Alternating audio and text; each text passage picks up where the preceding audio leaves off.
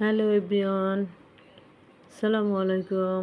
আমি রেহানা পারভিন। আমার চ্যানেল রকমারি পাকের ঘর থেকে সবাইকে আমন্ত্রণ। আজকে আমি খুবই মজার একটি রেসিপি নিয়ে চলে আসছি। খুব সহজভাবে অল্প উপকরণ দিয়ে এই শুটকিটা আমি চচ্চড়ি করব। একবার হলেও করে খেয়ে দেখবেন যারা শুটকি প্রেমিক। তাহলে চলুন রেসিপিটি শুরু করা যাক। এখানে আমি করলা নিয়েছি 4-5টা, আলু নিয়েছি মাঝারি সাইজে 2টা, এইভাবে পাতলা করে কেটে নিয়েছি। বেশ কিছু রসুন, কোয়ার্টার কাপ রসুন এইভাবে মোটা করে কেটে নিলাম। কাঁচামরিচ, পেঁয়াজ হবে 1 কাপেরও বেশি, যেহেতু শুটকির মধ্যে পেঁয়াজ বেশি লাগবে। এই যে এখানে শুটকিগুলি আমি শুকনো খোলায় প্রথমে টেলে নিতে হবে। যে একটু টেলে নিয়েছি, যে যখন দেখবেন ফ্লেভার চলে আসছে তখনই নামিয়ে নেবেন। নামিয়ে ধুয়ে নিয়েছি।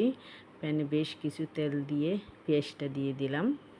দিয়ে সামান্য একটু নেড়ে চেড়ে নিব, জাস্ট একটু নরম হওয়ার মতো। অত একদম ভাজা ভাজা করতে হবে না, তখন পেঁয়াজটা গলে যাবে। শুটকির ভিতরে পেঁয়াজটা আস্ত থাকলেই ভালো হয়। তারপর 1 টেবিল চামচ আদা বাটা, রসুন বাটা দিয়ে দেব। শুটকির ভিতর কিন্তু আদা রসুন বাটাও দিব, আবার কেটেও দিব।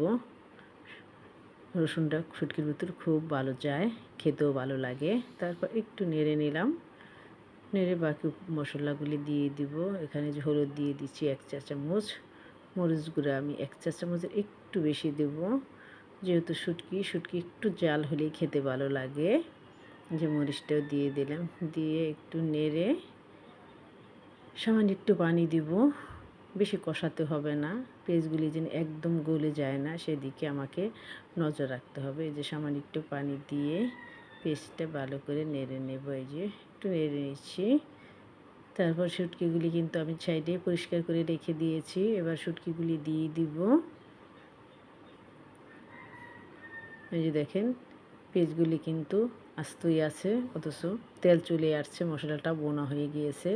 তারপরে শুটকিটা দিয়ে ভালো করে বনে নেব। আর এইভাবে বোনা শুটকিটা দিয়েও কিন্তু ভাত খেতে খুবই মজার হয়। খেয়ে দেখবেন এইভাবেও। ডাটা দিয়েও কিন্তু এই শুটকিটা খেতে খুব টেস্ট হয়, করে খেয়ে দেখবেন। শুধু একটু মশলা, তেল, একটু জাল বেশি দিবেন, তাহলে দেখবেন খুবই মজার হবে। এই যে কষানো হয়ে গিয়েছে। আমি কিন্তু এই কষানোর সাথে রসুনগুলি দেইনি, আপনারা চাইলে কষানোর সাথেই দিয়ে দিতে পারেন। আমি একটু পরে দেব, না হয় রসুনটা তাড়াতাড়ি গলে যায়। তারপরে এই যে ভালো করে নেড়ে চেড়ে নেব। আশা করি আপনাদের রেসিপিটি ভালো লাগবে। ভালো লাগলে সম্পূর্ণ ভিডিওটি দেখার অনুরোধ রইল। লাইক, কমেন্ট, শেয়ার করে পাশে থাকবেন। তারপরে যে পরিমাণ মতো লবণ দিয়ে দিচ্ছি। লবণ দিয়ে ভালো করে নেড়ে 2-3 মিনিটের জন্য একটু ডেকে দেবো। এইবার আমি রসুনগুলি উপর দিয়ে এভাবে ছিটিয়ে দিয়ে দিচ্ছি। আপনারা চাইলে শুটকির সাথেও দিয়ে দিতে পারেন, আবার পরেও দিতে পারেন, সেটা আপনার ইচ্ছা। তারপর কাঁচামরিচগুলি আমি একটু ফেলে দিয়েছি, এভাবে দিয়ে তারপর আবার একটু নেড়ে নিচ্ছি। আর এখানে কিন্তু বেশি পানি দিতে হবে না, করলা কিন্তু খুব সহজভাবে সিদ্ধ হয়ে যায়। সিদ্ধ হতে একদমই দেরি লাগে না। তাই একটু নেড়ে সামান্য একটু পানি দিয়ে দিবেন।